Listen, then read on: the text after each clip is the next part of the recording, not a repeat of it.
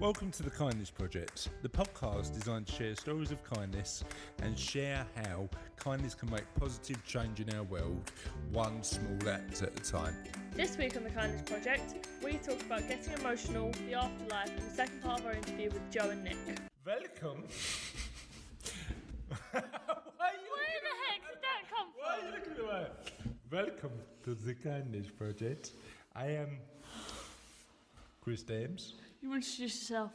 And I am here with my friend, my daughter, my compadre, Charlotte Dames, the girl who still uses an iPod. It's it's not even 2018, is it? It's 2019. I'm joined with a girl who still uses an iPod, Charlotte Dames. I'm joined by a man who just gets more emotional with old age. Oh, it's Chris Dames. I love a good cry up. You know what? I tell you what got me most recently, the new Ricky Gervais thing on Netflix. I mean, I don't watch that much telly, but I binge watch Afterlife all the way through. First episode was funny. In a Saturday morning. And it wasn't only funny, but it was also just fantastically insightfully written. I don't think anybody writes characters, emotional characters, any better than Ricky Gervais. And I cried quite a lot. And then Mum watched it, and I said, did you cry? She went, yeah, just once. I said, all right, what episode did you cry? She went, all the way through episodes 2 to 6. So literally, she didn't stop crying through the entire show. What did you think of it? Have you seen it? I watched a bit of the first episode, the bit where we went into the office. Oh, right, that was hilarious. But not your bag, not enough to... No, I'll just sit and do rewatches of one day at a time. Why? Oh, that's the show that makes you cry the most, is it? It's a comedy. Talk about that show. It's a comedy, but it deals with serious issues, and I love it. Same as Afterlife.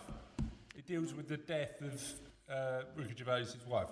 Not in real life, obviously, in the show. But yeah, but like One Day at a Time deals with like poor family relations. It deals with like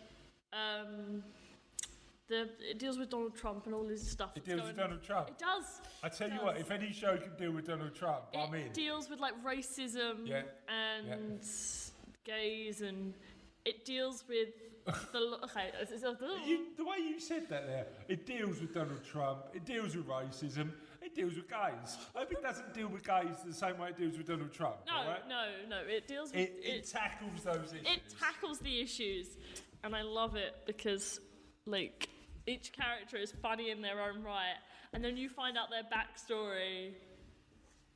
Yeah. Oh. You love it. Oh. So why are you still knocking around with an iPod? Because... we've got one Spotify account that I keep on binging. Yeah. And I keep getting kicked out of that Spotify account. Yeah. Whereas my iPod, I can listen to music on it. The battery lasts longer than it does on my phone. It's got all these old albums that I absolutely love, including Eliza Doolittle, Amy Winehouse, Beyonce. Yeah. I mean, the I Am Sasha Fierce album is now my jam. That is an amazing album. The original Script album from when I was 5. Yeah. Oh, cheers for making me feel old. I mean, that was only 10 years ago. I know you were 5, but the yeah. nostalgia. But I remember, right, being on a coach in, I can't remember where we were. Was it Egypt or something like that? I think it was Egypt. Listening to that first ever Eliza Doolittle album. And it was one of those debut albums that just was pretty amazing, full of... We binge listened to it. We did binge listen to it, and we sang to it as well. Yeah, we did. Yeah. Thankfully, podcast listeners, we're not going to sing today. Mm-hmm. I might break out in a minute. Maybe we will. Okay, so because of Charlotte's obsession with her iPod, what I'd like to hear from you is what gadget did you have that you're not so proud of nowadays? I know you're proud of your iPod, but I had a gadget called a pager. Now, do you know what a pager is? Why would you be embarrassed by your pager? Because it was when mobile phones first come out. I couldn't really afford a mobile phone, so I got this pager. And mobile phones were like super big. Like you had to have a briefcase battery to I remember when I first worked at the bank, there was a guy come in with a briefcase that was 3 times the size of a normal briefcase, just come in, plonked it on the desk. I went, do you want to make a deposit? Because I thought it was full of cash. And then he went, no mate, that's me phone. So that's heavier than just wait till you get home to make a call. That's heavier than Elvis Presley on his deathbed. That is heavy. I didn't make that direct comparison because at the time I wasn't thinking about Elvis Presley on his deathbed. And actually, it wasn't less of a bed and more of a toilet. It wasn't a deathbed; it was a death loo. And a death burger in his hand. The loo of death. The loo of death. The toilet of death. I am never sitting on the toilet of death. Can I not sit on the toilet of doom? I mean, we've eaten from the wok of doom, so we should be fine. We have eaten from the wok of doom. That is an amazing wok. So this pager, okay, so I had this pager. The only person who ever paged me was my mum. That's the only person who ever used it. At least other people text me. Yeah, and guess what I could do with it, with that pager, to respond to my mum? What? Absolutely nothing. I had to find a payphone to phone her back. And the only thing she used to page me was, your dinner's ready. So I thought I was super important having this pager. No, all aspirations were completely lost. So what we want to hear from you listeners is, what did you have that you thought was amazing at the time, but now you look back and go, I can't believe I had that. So let us know on that. And shout on that page. We missed something. All right, go on then. How do we... Okay. The Twitter, the little bird thingy, I think you all know what I'm talking about. If you don't... Where oopsie daisy. At Ola Kindness, you go on there, you search us up because we're magical human beings. Just kidding, we're not. Then you go on Facebook and you do the same search thingy again because we're magical human beings. Just kidding, we're not. Yeah. At The Kindness Project, you can find us. If you'd like to page me, go back to 1993 when I'm on it wasn't that long ago actually. How long ago did I have a pager? 1999. 2000, something like that. Go back to the year 2000. Is that a song by Busties that I've just come out with? And page me. But you can also email us at holla@thekindnessproject.co.uk. Shall we get on with the show? Oh, yes. So this week we've got the second part of our interview with Jo and Nick Cann. As I said last week, Jo and Nick's story is amazing.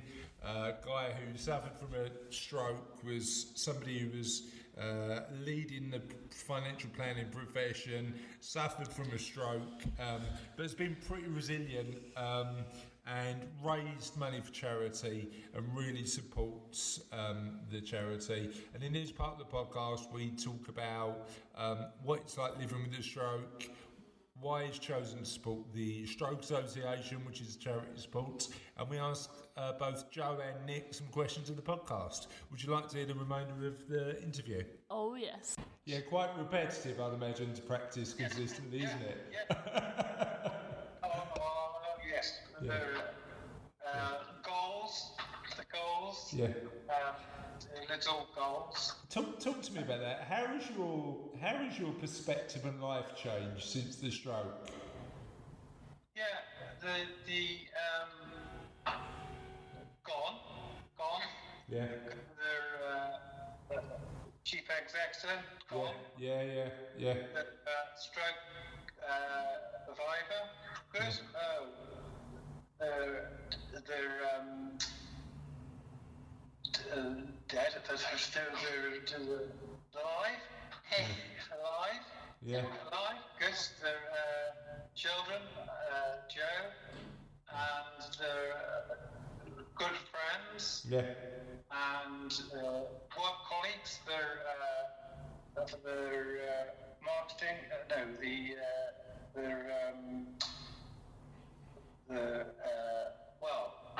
New model advisors. The model advisor, marketing, money marketing. Yeah. Good.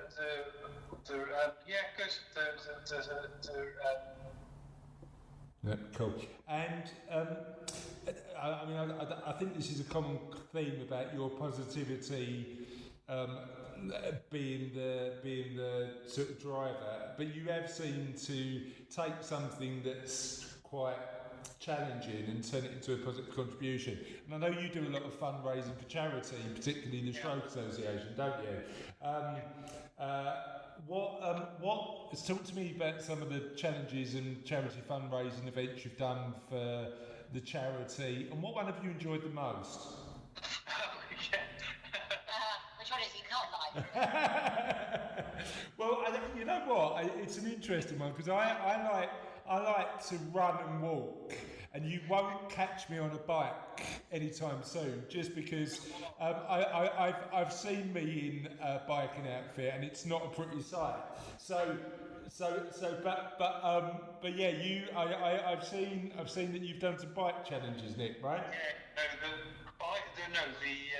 the running. Okay. 5 years. Okay. 5K, yeah. Yeah, goodness me. He'd never run before his stroke, I used to add. Really? That's really interesting, isn't it? Yeah. Well, cycling. Okay. Cardiff and Tenby. Okay. How long was that? What was the distance? Well, the whole distance was 108 miles. Blimey. Really? And Nick managed to do about 40 of it. Okay. Did you do it together? Yeah, I was a support rider for him. It was really difficult because he's got right side weakness, he kept slipping off the handlebars. Tired all the time, so it was quite hard. Yeah. Gloves. Yeah. The gloves kept falling off him. It would have been quite good to have a circular road as well, wouldn't it? Yeah. Just so you could go one way, I suppose. That might be quite useful. So what challenges have you got coming up? Well, the conference, the conference charity. Yeah. Charity stroke. Yeah. Run. Okay. Golf. So there's a golf tournament. Yeah. And don't know. Well, Jo, I'm doing a cycle ride, so I'll probably raise money again for the Stroke Association. So, yeah, I don't know. I'll have to think of a challenge for him. He keeps thinking about doing a swimming challenge. Okay. The Henley do a Henley mile or a half mile. What, Henley on Thames? Yeah. Yeah. I've done the Henley mile a couple of times. He's talked about it. I think he could do the half mile, so because he swims regularly, so it might be something to think about for July. But we need to think about it. So. What was it like swimming in the Thames? I suppose it's a bit cleaner in the Henley end, isn't it? But it's alright actually. It's lovely. Yeah, no, Henley is nice. Henley's beautiful. I'm doing a parachute jump for the first time this year, which is a bit scary, to be frank. I'm not sure I'm ready for it, but I'm going to give it a go anyway. Is it a static line one or Tandem. So I'm just feeling sorry for the bloke who's going to be attached to me, to be frank. But I don't know about you, Jo and Nick, but I've got a little list of stuff that I just want to get ticked off. And jumping. So I did a marathon a couple of years ago. I've got a few sort of physical things, but. Parachute jumps, one that's been on there for about 15 years, and I've always skipped over it, and now I can't skip over it anymore, so I need to get it done. But yeah, we'll see how it goes, and good luck with whatever you decide to do. In terms of, and I know clearly family's super important to both of you. How did the stroke impact family life? Sorry. Yeah, well, strong. Yeah. Jo and children. Yeah. They're close. close. They're Gemma and Reese and Beth. Yeah. Close. You've got a super close family, yeah. Yes, yeah. Yeah. It was really hard to start with when they went to see Nick in the hospital, and very upsetting. Nobody, again, none of us really knew anything about stroke, and they didn't know what to expect. And Nick had a tube up his nose. He'd been fed by soft food and stuff. Had to be hoisted in and out of bed and things. Yeah. But then once he sort of got back to Chepstow in a more local hospital and things, and was able to start walking around and being more self-sufficient, they're really, really helpful, really understanding. Yeah. And I suppose being part of a strong family, it's got to be upsetting seeing your dad like that as well, I'd imagine. Do you know what I mean? Sort of going through that process. I haven't put this as a question, but it seems right to ask. And again, you've mentioned it a couple of times. How important has your sense of humour been through the process? Oh yeah, good. Yeah. Yeah, good. Okay, good. Yeah. Important. Yeah. Yeah. Okay, cool. Good stuff. Humour, yeah. And laugh at yourself sometimes. Yeah, no. Yeah, I think you can tell that's coping. So. It's great. They're aphasia. Yeah. He had an example on the tray where he sort of played the aphasia card and got the trick free. Oh, amazing! That's come as a little bit of an added bonus then, there. The cost of train fares at the minute. I might try that myself. Yeah. Okay, so I'm gonna share with our listeners a little bit about how they can find about you, the work of the Stroke Association, and how they can potentially get involved. But before I do that, on every Kindness Project podcast, we ask our listeners just a question, and typically it's not kindness related. It's just because we're particularly curious people, and we like to ask our listeners questions. So I've supplied some of them to you, and I'd like to hear your answers to them. What's the most inspiring movie you've ever seen? Oh,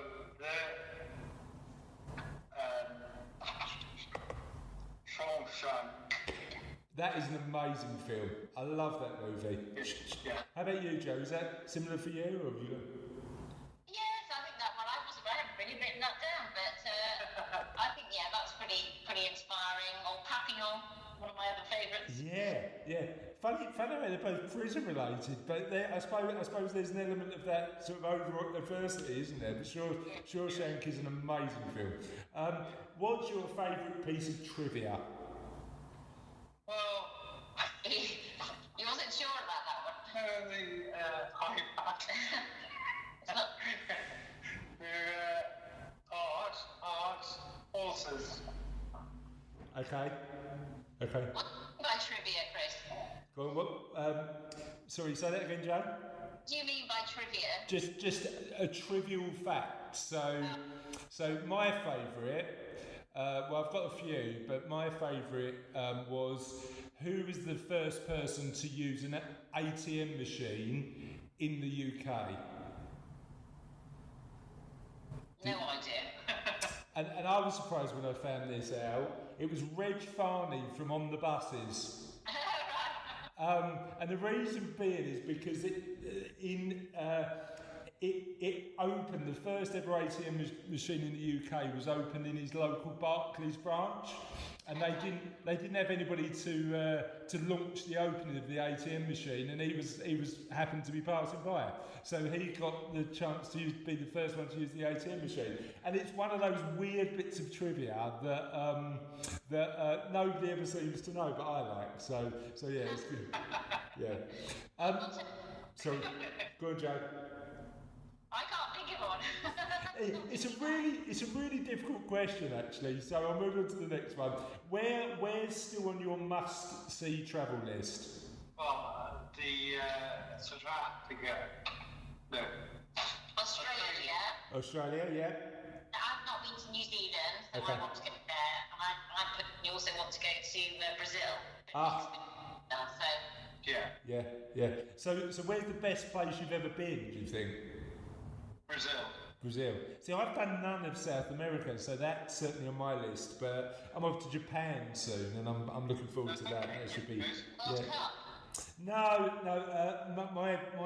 My daughter Charlotte, who I host the podcast with, loves sort of manga and anime and Japanese culture. So we're off for a bit of a cultural tour of Japan. So we're going in April. So it should be good fun.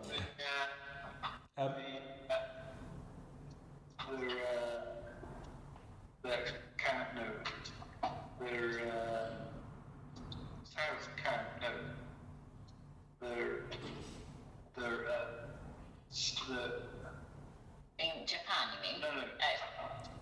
South Africa. South Africa, yeah. Cape Town's an amazing place, actually. Yeah, I love Cape Town. What's the best use of an egg? Oh, yes, the cream eggs. Cadbury's cream eggs. It's got to be, hasn't it? See, I'm well known for my omelette in my house. So Poached eggs, because I love poached eggs. poached eggs. Do you use, Joe, when you do poached eggs? Do you do them? How do you cook them? Have you got a little contraption? Water, yeah. So a small pan with just water, and then just put the egg in, and then cook it like that. So it's nice and runny in the middle. Fair enough. That sounds amazing. Still not as good as a Cadbury's cream egg, though, Nick. Eh? Yeah, I mean. Anything covered in chocolate has got to be good. If you could do any job for one day, what would you choose? Jockey. See, I like that idea. I don't know whether I'm the right shape for a jockey, but that would be fun. Why a jockey? Well, the racing. Yeah. The horses. Yeah. And they're jockey fast. Yeah. They're the hurdles. Yeah. Chase. Wow. Yeah, just getting involved in that. It must be quite an adrenaline rush, right? Yeah. How about you, Joe? I think I'd probably like to be something like a travel writer, so I could go and explore. Yeah. Write about them. And get paid for it as well. That would be amazing, wouldn't it? Just travel and get paid for it. Okay, good stuff. Really good answers there. Who is your favourite Muppet? Yes, they're Waldorf. Right, Waldorf. Why not Statler though? I mean, they're like sort of interesting. Waldorf is a really good answer. How about you, Joe? Mine was Kermit, because I love Kermit the Frog. See, I think there's only one categorical answer, and that's definitely animal. Animals got to be the best, but I respect your opinion. Okay, that's brilliant. Thanks for your answers on that one. Can you just share a little bit with our listeners on where they can find more about you, the work you do for the Stroke Association, and how to potentially get involved? Yeah. I'll just read that out. So, shall I read that out? So there's a website for the stroke group, stroke.org.uk. So obviously lots of information around stroke around there. Yep. There's also YouTube, so there's quite a lot of videos up there on YouTube around the Stroke Association. In fact, Nick's got some videos up there as well. Okay. Speaking and things like that. But also there's some other people who won awards, put videos up and stuff. So it's just, Little stories. Interesting. Little stories. So what we'll also do is when the interview comes out, we'll put in the show notes all of those links so people can find them. That's amazing. The stroke group have, so you have Stroke Wales, and Stroke Association has a Twitter account and Facebook. So they do quite a lot of things around, for example, the Resolution Run, where they're trying to get people to do run 5K. So lots of people who've had strokes are sort of joining that. They do Step Out for Stroke, so people can go for, they're trying to encourage people to go for walking, and all that sort of stuff. So there's loads of, you can ride in any bike ride or any run, marathon, half marathon, 10K. You can always fundraise for the Stroke Association. You get their T-shirts and raise money for them. Amazing stuff. Thank you so much for both of your time today. I've really enjoyed chatting. I was just going to say, Chris, just so you know, the latest figure for Nick and fundraising is 110,000. So Is that all, Joe? I'm joking. Obviously, that's clearly an amazing amount of money. And no, that's brilliant stuff. Well done, both, and thank you for your time. Really appreciate it. No, that's great. Thank you, Chris. Thanks for asking. No worries. Great stuff. So that was the interview. Hope you enjoyed it, Charlotte. I did. Shall we get on the end of the show? Oh, yes. 'Tis the end! It is the end, but the end is never the end, because the end is merely the beginning of last week's question of the podcast this week. And last week's question of the podcast this week, it was, what was the most unusual way you've ever been granted? And we have got some doozy answers. Why are you looking at me like that? Granted. What's the most unusual way you've ever been greeted? There we go. I'll get my words out in a moment. And we have got some great stories this week. Let me start with one from a lady, friend of the show, Anita Stiff. I can't get my words out today. Let me do it. I just called Anita Stiff. That is not particular. Don't worry, I called you Thames last You week. did call me Thames last week. Anita is actually my old dinner lady from my primary school. just to put that in perspective. And Anita said, I once had somebody dance around me saying hi, and then they realised I wasn't the person they knew, and she didn't know who felt more of a plonker, her or them. I don't know, if you danced around somebody because you felt it was, you felt you knew them and then realised you didn't know them, what would you do? Keep dancing. Keep dancing. Dance away. Dance away is the answer. Kath Keat had a story, too rude to write here. She just let us know it's too rude. Cookie, friend of the show, said he likes to throw out a good morning, and if I don't see you, good afternoon, good evening, good night now and then. And that's from the Truman Show. I can speak English. Judith Hitchens says, everybody thinks they're the first person to greet me with, hey Jude. I'd like a name like Jude, actually. Kamal Macheta said, very often, because Kamal's a teacher, she used to get, you've shrunk again, miss, when I was a teacher by students as they came into my classroom. Now that must have happened to you. No. You've never said to a teacher, you've shrunk again, miss. No. Okay, no banter in your, it sounds like laughing. Oh no, our classrooms are hilarious, especially my English classrooms. Okay. Carly Deegan, who